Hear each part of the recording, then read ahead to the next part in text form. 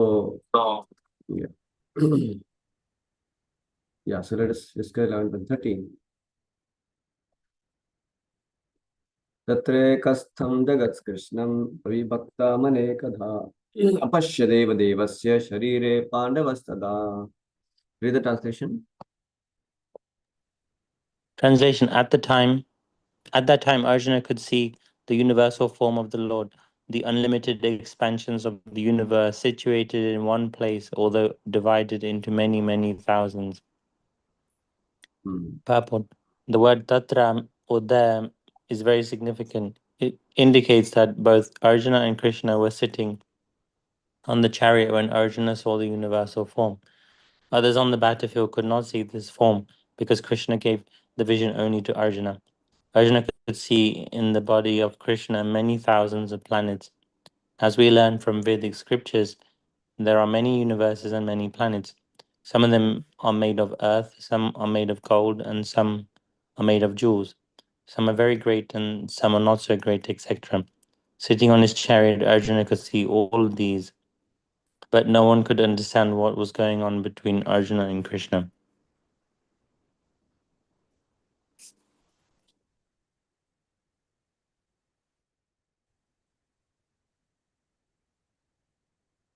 So it says, Arjuna could see in the universal form the unlimited expansion of the universe situated in one place, although divided into many, many thousands. Could see the universe of the Lord with the unlimited expansion of the universe. This is something which is inconceivable. How could he see, sitting at one place, all that? That's only possible by the mercy of the God. That's we discussed yesterday. Because it has unlimited expansions.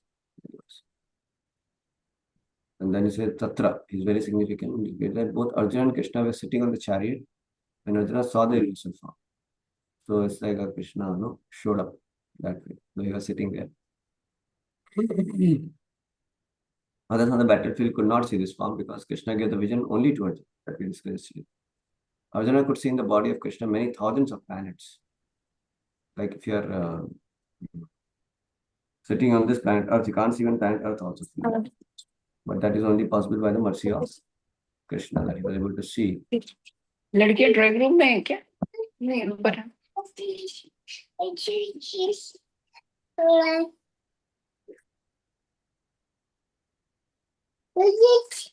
lot of sounds coming.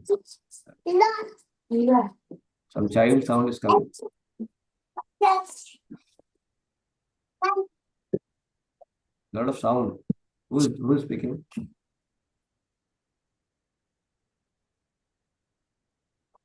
Okay, so he says Arjuna could see in the body of Krishna many thousands of planets. It's inconceivable, right? How are you able to have that?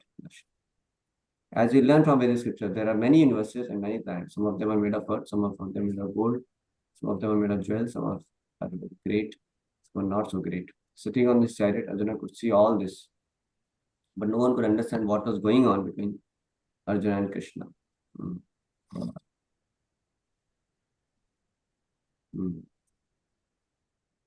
So others were not able to understand what was going on. Only Arjuna was able to see. So let's see what he says. He says, Prabhupada explained this. So,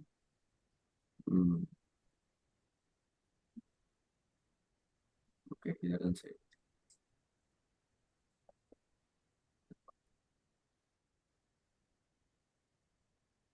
And the next verse, Arjuna starts offering obeisances to Krishna out of fear. Then go ahead for the third verse, next verse. Sorry.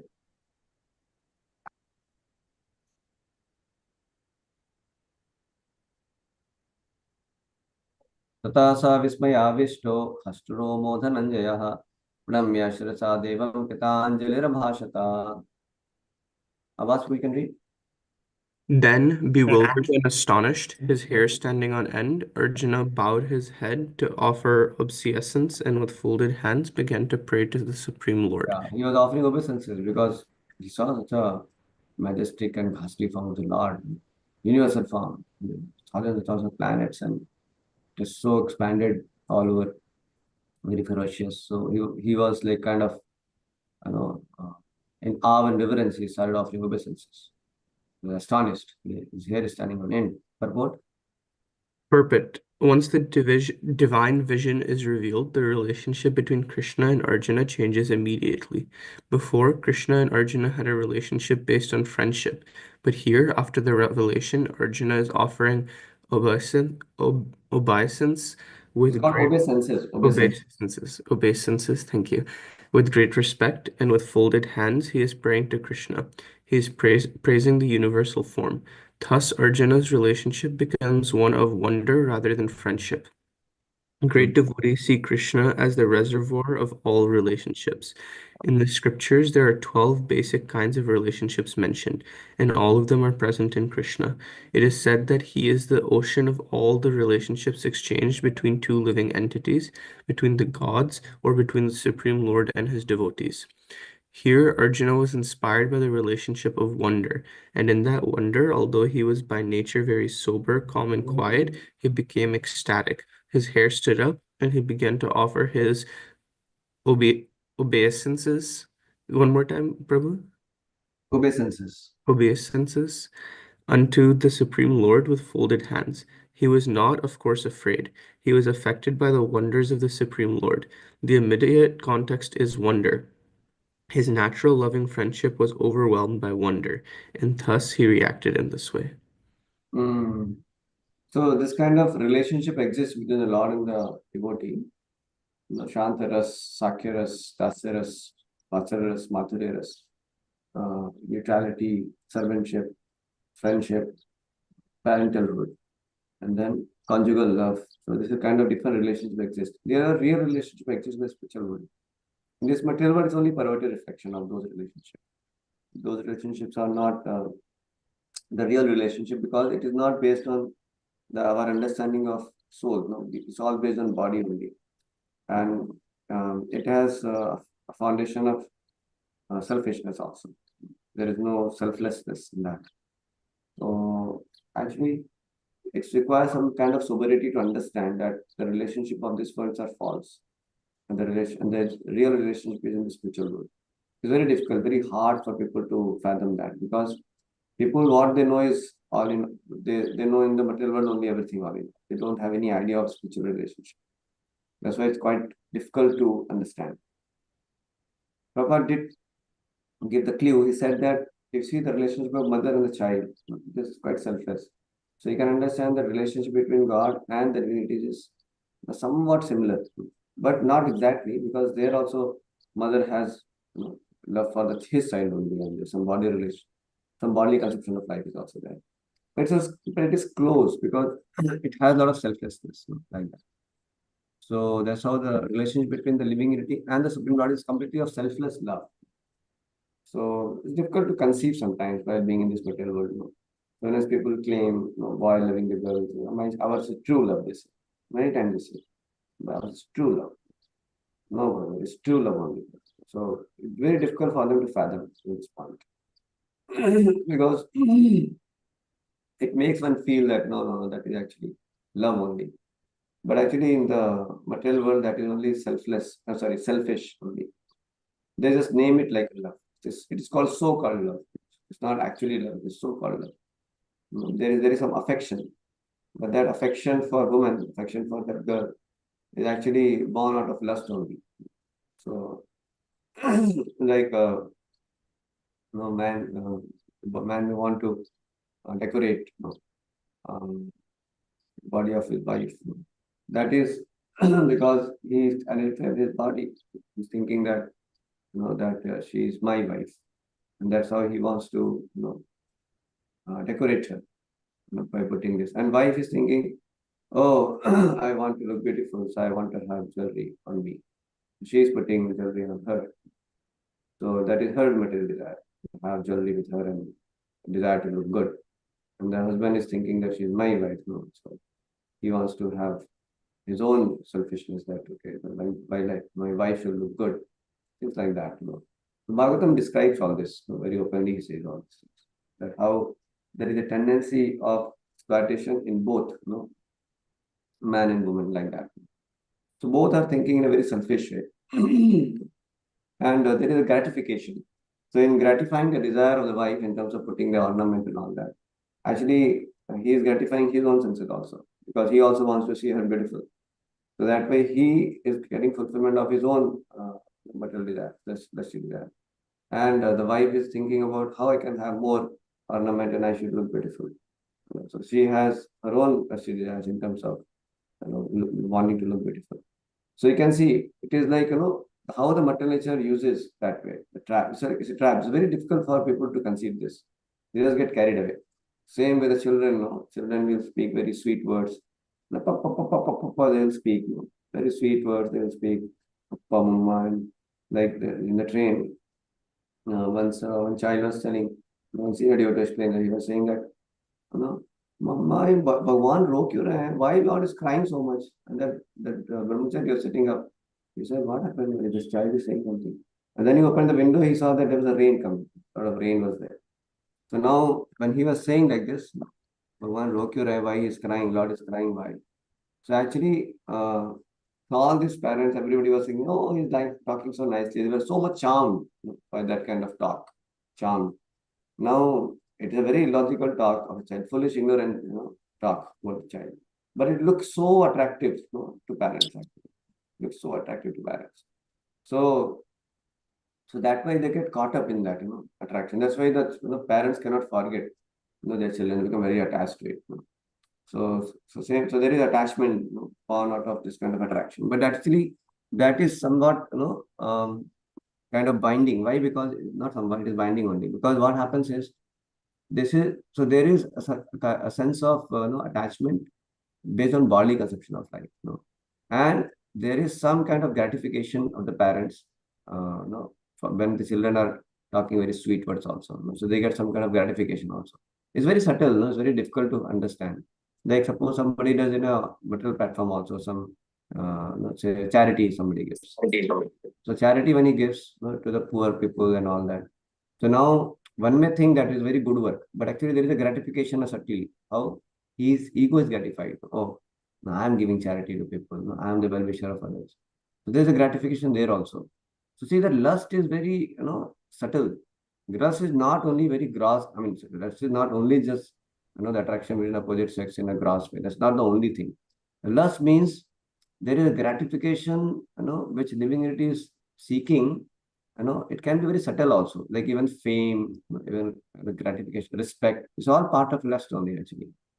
So all the relationship and activities are actually contaminated by lust in this material world. One has to see that.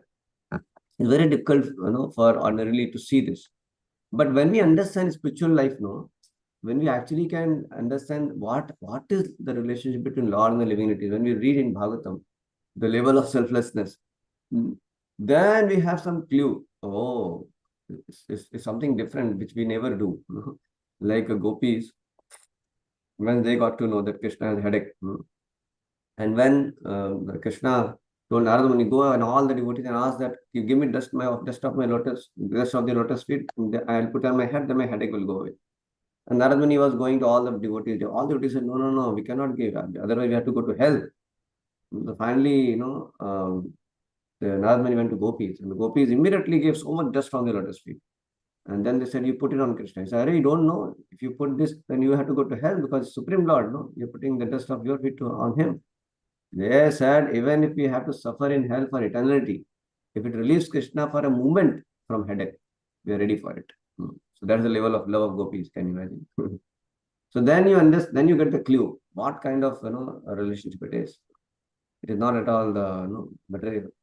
So the relationship between in this world, it's very difficult for people to know, to understand the policy of the relationship because it is based on selfishness. Can be gross or subtle. It's not easy for people to understand that point. So I will show you what I was talking. Is there in there. 30th verse, you see. Oh, not here. Bhagavatam it is. Even Bhagavatam, third canto.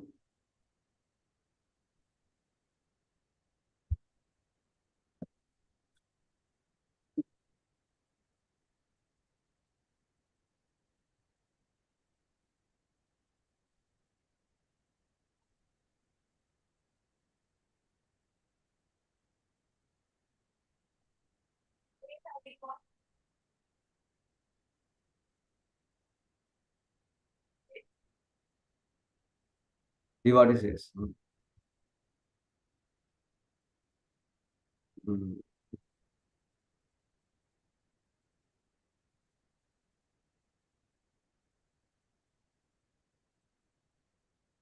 He says, although he's always burning with anxiety, such a fool always sort of all kinds of miserable activities with the hope which is never to be fulfilled in order to maintain his so-called family society. It is said that it is easier to maintain a great empire than to maintain a small family, especially in these days when the influence of Kali Yuga is so strong that everyone is harassed and full of anxiety because of accepting false representation of Maya's family. See, false representation. Family we maintain is created by Maya. It is a perverted reflection of the family in Krishna Loka. In Krishna Loka, there also is family, friend, society, father, mother, everything is there, but they're eternal. Here, as we change bodies, our family relationships also change. Sometimes we're in a family of human beings, sometimes we're in a family of demigods, sometimes in a family of cats, sometimes of dogs. Family, society, friendship are flickering. And so they are called asat. It is said that as long as they're attached to this asat, temporary, non-existing society and family, we are always full of anxiety. The materialists do not know that the family, society, and friendship here in material world are only shadows, and thus they become attached. Naturally, their hearts are always burning, but in spite of all inconvenience, they still work to maintain such false families because they have no information of the real family association with Krishna. That understanding is not there, it becomes very difficult. Then we think, why is scriptures are telling so badly about our family and all? We are a gentleman, Baba. We are living nicely, we care, we love our family members and all. Yeah, that is true. There's nothing wrong, to being a family and have some affection and all. But the point is, one should know the falsity of this relationship because first of all, it's a temporary relationship. Second thing is there is no real connection that way because it's all based on body only. Tomorrow, the same father may become your enemy. Born in a neighborhood also. Son may become grandfather also. I mean, grandfather may become son also. These things can keep changing. These are all not permanent rules. So that is not eternal relationship of one soul to of the another soul, not like that. So it is only based on bodily conception of life. And there is also selfishness, because we are attached to the body and bodily conception of life is there. So it's born and it is based on selfishness actually. So there is a family relationship also remains, based on this kind of like mutually they get some kind of gratification, gross or subtle. So that way, they feel that they are affectionate to each other. So there is some sense of falsity there. One has to understand. He says here, he gives heart and senses to a woman who falsely charms with him Maya. He enjoys solitary embraces and talking with her. And he is enchanted by the sweet birth of the small children. See, family life in the kingdom of religion as Maya is like a prison for the eternal living entity. In prison, a prisoner is shackled by iron chains and iron bars.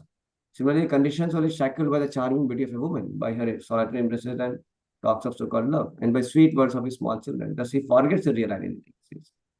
In this verse, three Nam, Asiti Nam indicate that womanly love is just to agitate the mind of man. Actually, in the material world, there is no love. See, Prabhupada says very clearly. Actually, in material world, there is no love. Both the woman and the man are interested in their sense gratification. See this.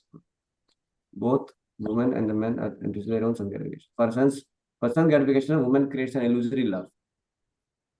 And the man becomes enchanted by such false love and forgets his reality. When there are children, as the result of such combination, their next attraction is sweet words of the children. The love of the woman at home and the talk of the children make one a secure prisoner, and thus he cannot leave his home. Such a person is termed in Vedic language as Gramedi, which means one whose center of attraction is home. Grihastha refers to one who lives with family, wife, and children, but whose real purpose of living is to develop Krishna consciousness. One is therefore advised to become a Grihastha, not a Grahamedi. The Grihastha's concern is to get out of family life. See? So his whole purpose is to get rid of this material attachment and spiritualize his family and have a Krishna-centered relationship. So Grihastha's concern is to get out of the family life created by illusion and enter into the family life of Krishna. With the Grahamedi's business is to repeatedly change himself to so-called family life in one life after another life and perpetually remain in darkness of Maya. So you can see that, and then he says that as also remains in his family life, is full of diplomacy, politics, and constantly spreading miseries. Restricted in his acts of some gratification, he acts just like to contract. He acts just to contract his miseries, and if he can successfully contract his miseries, he thinks that he is happy. So you can see this. He secures money by committing violence here and there. He employs the service of family. He himself eats only a little portion of food stuff they purchase, and he goes to help for whom he earned the money in such a irregular way. So why Bhagavatam is talking so openly? Because you see, until unless we don't look up and see that there is a real relationship in Krishna's family. So we are all part of that family. But we come here in this material world and we identify, become attached, and we think this is all in all. And that becomes the cause of our bondage, in this material existence. So that's why I was saying that it is very difficult to fathom the falsity of the material relationship until unless we have some clue, some experience, some understanding of spiritual relationships, like that. So it does not mean that we just start hating each other when we are in this material world. That's not application of that point. The point is that one looks up to the real relationship which exists in the spiritual world, being the part of Krishna's family. And while you being in this world also, you may also have family. So see them as part and parcel of Krishna, not just some person who is meant for your gratification. That kind of vision should be, actually given up. So there may be some kind of material component in the relationship, but the point is one is working for Krishna. One is made the purpose of becoming Krishna conscious. So at least one should, understand at least intellectually, that how they're on first part and parcel of Krishna. They're not meant for my enjoyment. All these people are meant for Krishna's enjoyment. They're Krishna's part and parcel. And some of you may be in role of father, mother, brother, sister, child, whatever it is. So you can take that role only for the sake of facilitating the devotional service. You can do that way. So that should be the point. And there can be some, like mother may have to shower affection for the child. There has to be some kind of mutual affection and cooperative spirit. That's fine. But but one is not blinded by them. One doesn't understand that how one doesn't think that is all in all. This is what he needs in life. One should look for Krishna's affection. And one should offer his affection and offer Krishna. But while working in this world, in that relationship, one can have that kind of cordial way of living, but one should not get misled or illusion that this is the permanent relationship and this is what is all in all. One should know that. In fact, Kunti prays, please cut off the tie of affection which I have for my family. That so she knows that because as mother she will have enough affection for the kids, but she is praying to the Lord, please cut off the tie of affection. So why she's saying like that? Because basically she is understanding that can become attachment. So that should not be on material platform. So let me develop a spiritual relationship with my family members also, like that it is.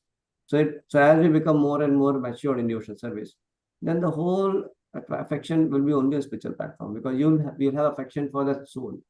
That jiva is dear to Krishna, so you have affection for that, and you don't want to gratify yourself, with that any kind of subtle gross that there have a gratification is not there. This person should support me, he should emotional support or any kind of we seek some emotional gratification or anything. So that kind of thing, one gives up, because when he's clearly aware of his spiritual position and he understands everybody's spiritual position also, then he sees everybody as a part of Krishna's family, and then we are connecting with each other only for the service of Krishna. So we are not interested in trying to gratify our senses to each other. We're interested in gratifying the senses together, of Krishna. Together, cooperatively, we want to gratify the sense of Krishna. And based on that, we may have some relationship with each other also. And that affection, because this person is serving Krishna very nicely, so that affection is spiritual affection, like that. Not because this person gratifies my senses, so I have affection for him. Not like that. Sometimes you see, the parents may be very affectionate to the child. The child doesn't agree with their terms, then there can be some bitterness also in that relationship. Like Hiranyakashipu was so much loving his son, Prahlad. He was smelling his hair and everything. By the time Prahlad said, I'm not going to chant your name, I'm going to chant Krishna's name, Vishnu's name. Immediately you find that Hiranyakashipu was so wild. Immediately he wanted to kill his own son. You can see that. That shows that his relationship of father towards him, the affection was very selfish, because naturally the child, is very attractive to the parents. They give that kind of totally bhasha, sweet words, is very charming to them.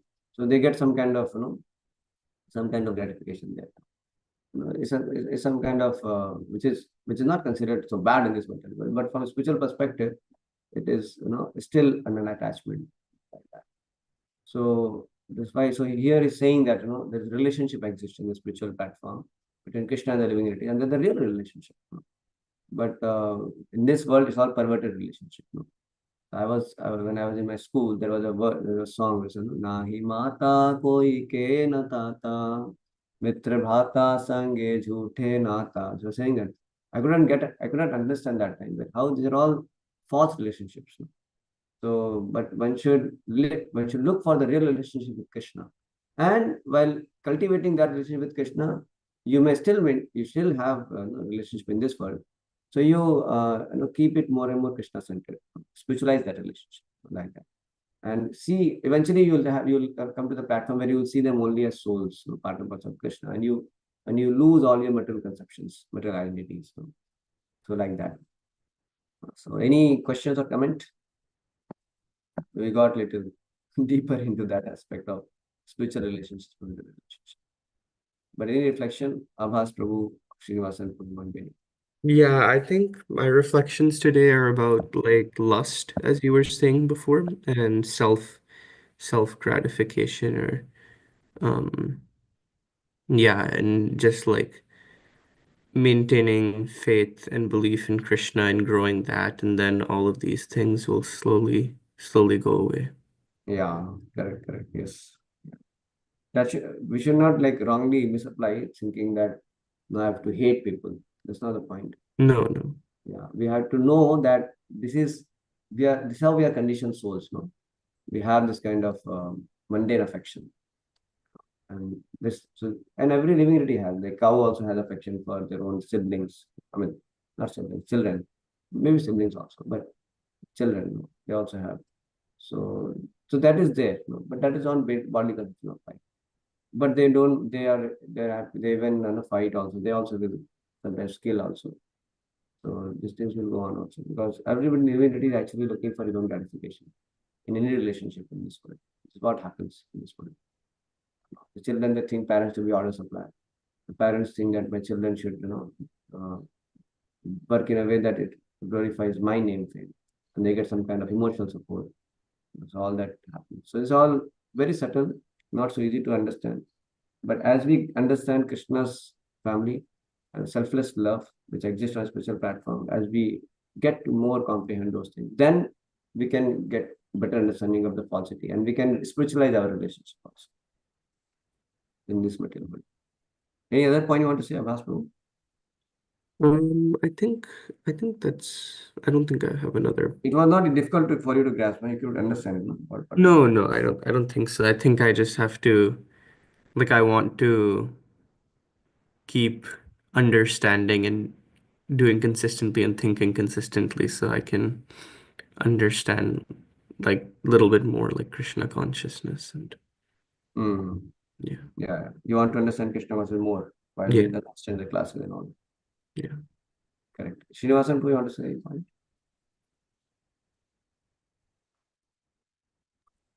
Krishna Babaji, thank you so much. So these are good points, like good lessons that everybody is part. So everybody is spiritual soul and part and parcel of the God.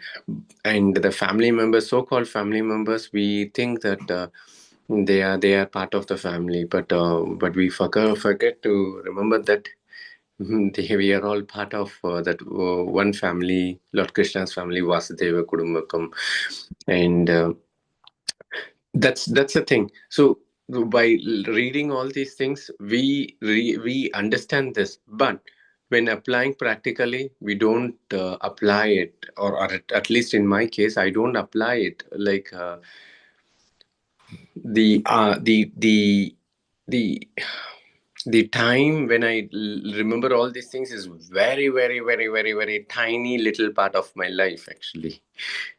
So the more, maybe more I read and hear, and it takes time, I would say. Like the more, as we spend more time doing devotional service, reading more and hearing more, we get to see all these things. We get to realize all these things. Correct. So 99.9999% covered by illusion, like 0.00001%, that realization stays there. Mm. Yeah, but that's why it's a process, no? Right. Yeah, because we have been living in this material world, considering this material world is all in all. And many times people have that idea, my family is all in all. Somehow that idea is there. That's how the illusory energy works. It makes people feel that is all in all. Right. Deep attachment. Right. And one thing I realize is, before we try to give up this life, like before one gives up this life, one should at least realize this fact, actually. And if he's not doing it, he's forced to realize that, because the family members don't stay together forever, actually. And the more we spend time together, thinking that we are close knitted and bonded family, but the more the pain of separation is going to be. Because of death, right? When the death Yeah. separates. Yes, exactly. But Correct. we try to live in that realization or understanding that, okay, like we are all part and parcel of God. We have come here to realize this fact and serve each other in a family. That will help us at least to handle the moments, actually, when those separation happens. Yes. That's why the spiritual perspective has to be there, Yes. even though we may have not yet full realization of it. Right. So keeping that's why hearing satsang, reading scriptures regularly is very vital. That will keep us grounded with that idea. Right. Otherwise, that idea of material life only is prominent all the time. True. So that's why when somebody leaves the body also, generally they have spiritual sermon, somebody will give some sort of this. Right. Then you understand, oh, his soul which is came to our family, now he's carrying forward his journey. So let us pray for that soul. Okay, he was my father, but he's actually father of nobody. He's son of the Lord. So Right. let him get better destination. So that way we can have some better idea also. Right. So, but some kind of affection will be there, and we may feel pain also. Right. While being in this conditioned body and conditioned world. But we have to keep it.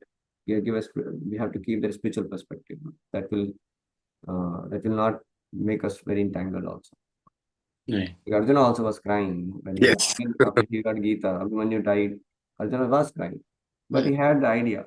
Idea. So Right. that's why Krishna says tolerate, because this kind of pains and pleasure you will perceive while being in this material body, because that's how the Maya makes us get attached to somebody and all that. But Krishna is saying tolerate that and continue your journey in spiritual life. And as you become part of Krishna's family, then these things are over. So when we go back to Godhead, then we meet all our family members of so many lives. And not only that, we realize everybody is my family. Okay. Right. Happy to serve. So yeah, we have to deal with these practical situations of life, the spiritual perspective. Yeah. And we can help each other in that relationship to serve Krishna. And that way it will be spiritual. So Bhakti Yoga is like that. Bhakti Yoga means it's not a mandate that you have to give up your family. What is Bhakti Yoga recommends? You spiritualize your whole family by keeping Krishna in the center. Then in the course of that, you will realize you're all part and parcel of Krishna. We are all servants of Krishna together.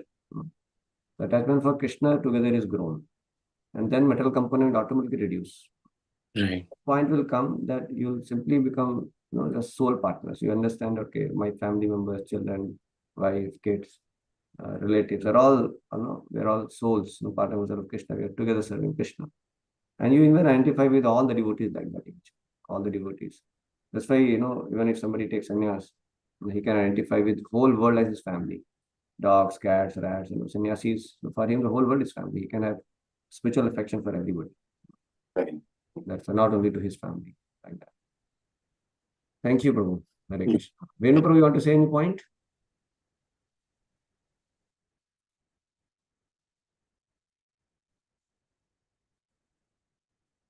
Okay, I think we'll pause here. Srila Prabhupada ki jai, Gaura Hare Krishna.